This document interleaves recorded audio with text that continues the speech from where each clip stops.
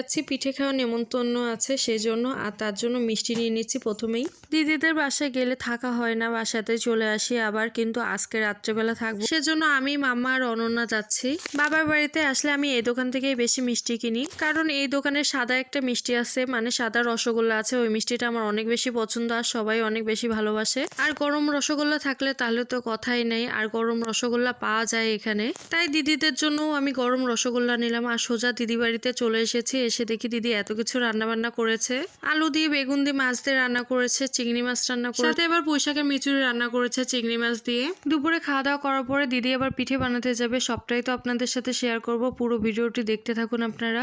কথা বলতে বলতে আপনাদের তো ওয়েলকামই করা হয় নাই। Hello friends, welcome back to my channel. কেমন আছেন আপনারা সবাই? দিদি আমি আসার পরে জিজ্ঞেস করেছে যে আমি কোন পিঠাটা ভালোবাসি সেটা বলতে, সেই পিঠাই বানিয়ে খাওয়াবে। অনন্যা বাড়িতে এসে অনেক বেশি খুশি হয়েছে, আর তার সাথে তো আমি এসেছি এজন্য আরো বেশি খুশি হয়েছে। অনেকদিন ধরে বলতেছে যে মাসি তুই আমাদের বাসায় যে কখনোই থাকিস না, এবার একটা দিন থাকবি, এই জন্যই ওর কথা অনুযায়ী চলে এসেছে আজকে। আর আগের দিন তো বলেই গেছিলাম দিদিকে, মানে বড়দিকে বলে গেছিলাম যে আমি পরে একটা দিন এসে থাকবো। সবাই মিলে অনেক গল্প করছিলাম আর এদিকে মাম্মাকে খাইয়ে দিচ্ছিলাম, আর দিদির সাথে কথা বলছিল, মানে আমার শেষদির সাথে বড় জামাইবাবু কথা বলছিল ভিডিও কলে, বলছিল যে তোর বড়দি পিঠে বানাবে, তোরাও চলে আয়। দুপুরে খাওয়া দাওয়ার পর আমি একটু ঘুমিয়ে পড়েছিলাম, আর ঘুম থেকে উঠে দেখি যে বড়দিদি পিঠা বানাচ্ছে, মানে অর্ধেক পিঠা বানানোই হয়ে গেছে।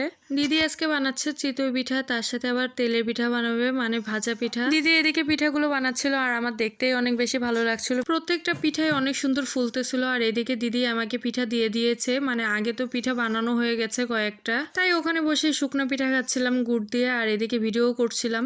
দিদির তো অনেকগুলো পিঠা বানানো হয়ে গেছে, আর এদিকে রসে ভেজানো হয়ে গেছে। রস বলতে দুধ দিয়ে ভিজিয়েছে, আমার রসে ভেজানো থেকে দুধ দিয়ে ভিজাইলে অনেক বেশি ভালো লাগে খেতে। এই ভেজানো পিঠাটা আমার দাদা অনেক বেশি পছন্দ করে, তাই বড়দি দাদাকে আসতে বলেছে, দাদা বৌদি সবাইকে। এখানে বড়দি ধানগুলো শুকাতে দিয়েছিল, আর মুরগিগুলো এসে সব ধান খেয়ে নিচ্ছে। মুরগির সাথে সাথে হাঁসও ধানগুলো খাচ্ছে। ওর ভিতরে যে হাঁস আছে, চীনের হাঁস, সেটাও বড়দিগের হাঁস, আর ওই হাঁসটা এত পরিমাণে দুষ্টু, মানুষ দেখলেই কামড় দিতে আসে। তাই বললাম আর এত সাহস করে লাভ নাই, দিদিকেই ডাক দিয়েছি যে ও এসে তাড়িয়ে দিবে। তবে দিদিদের এই গরুর বাছুরটা আমার অনেক বেশি পছন্দ হয়েছে, আমার দেখলেই ধরতে মন চাই। ও তো আর আমাদের চেনে না, এই জন্য ভয়তে দূরে থাকতেছে।